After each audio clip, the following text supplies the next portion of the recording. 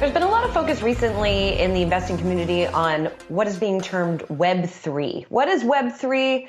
Well, there's a Bloomberg definition this morning that struck me as accurate for what it's worth. The still hazy term, it says, for blockchain-based decentralized systems and tech that are meant to replace the internet as we know it, for what that's worth.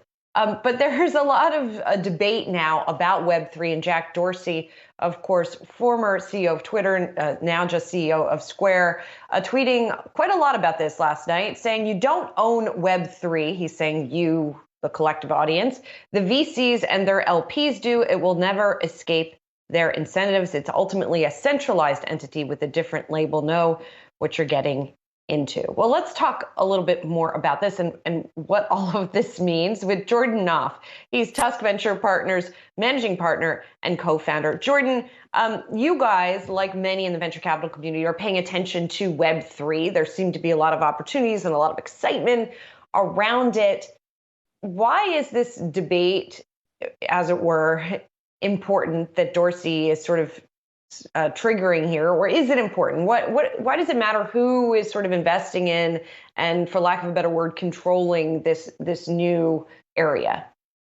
It's really interesting because the genesis of the Web3 movement is around having a decentralized approach to pretty much everything. So there is nobody who controls, nobody who owns the internet. It's about taking our data and our privacy back. It's about open source and decentralized, not just financial institutions, but decentralized movements across the web. It is thought of a little bit more as a major technological innovation than a specific investment opportunity per se. And I believe that's probably what he's alluding to, is that there are a lot of really exciting companies building on top of what many believe to be one of the most revolutionary changes that we'll probably see this decade in the technology sector, specifically early stage. Is he sort of barking up the wrong tree then when he says, yes, it's decentralized, but if the majority of the investment opportunities are happening from one company or a handful of companies, is that a problem? We're still talking about an industry that's very much in its infancy.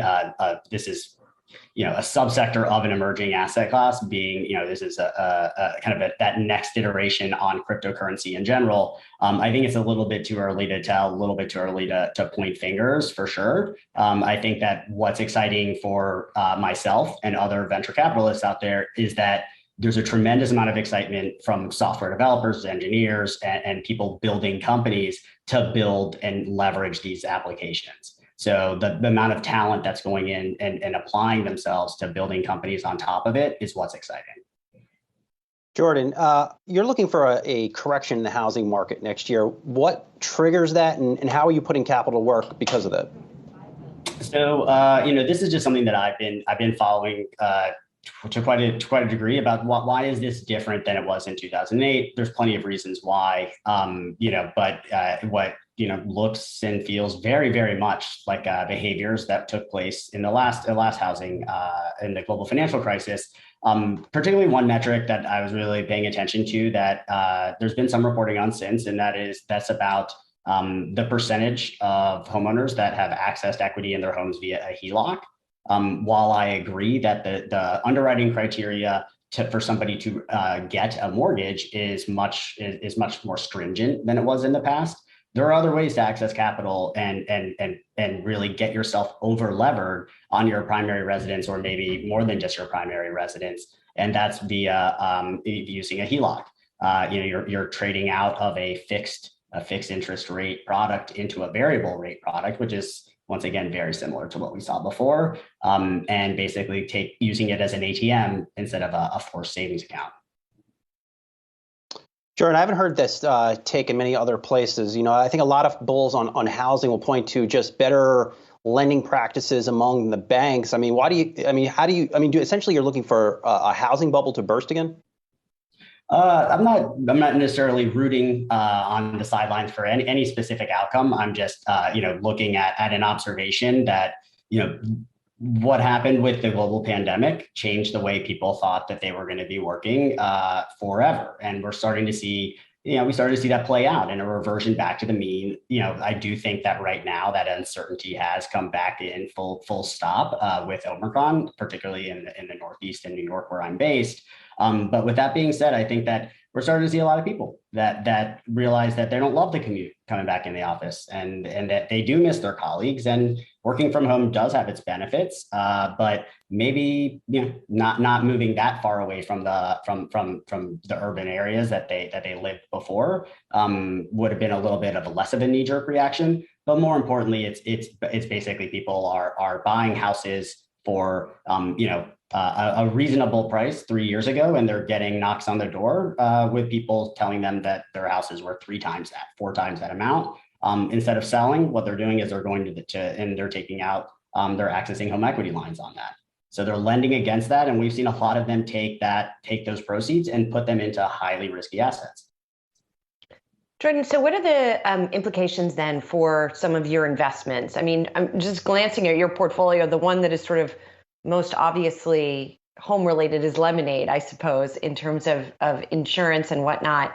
But are there other sort of implications from this thesis in terms of work from home versus office that apply to some of your portfolio companies?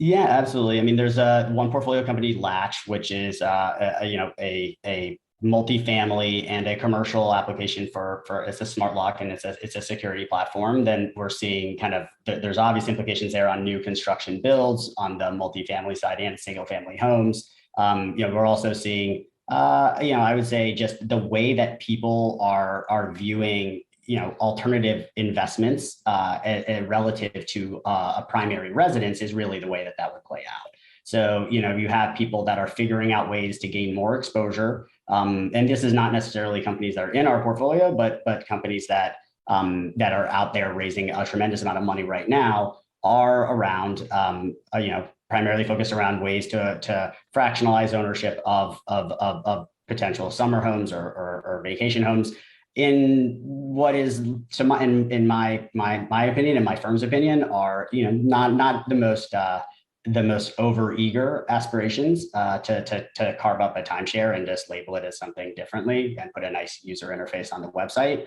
We're looking typically to invest in a little bit more in companies that have bigger goals, such as Coinbase, such as Bird, such as Roman, companies that are looking to really change the way people behave or interact with an ecosystem. Jordan, thanks for being here. Jordan Knopf is Tusk Venture Partners managing partner and co-founder. Appreciate it.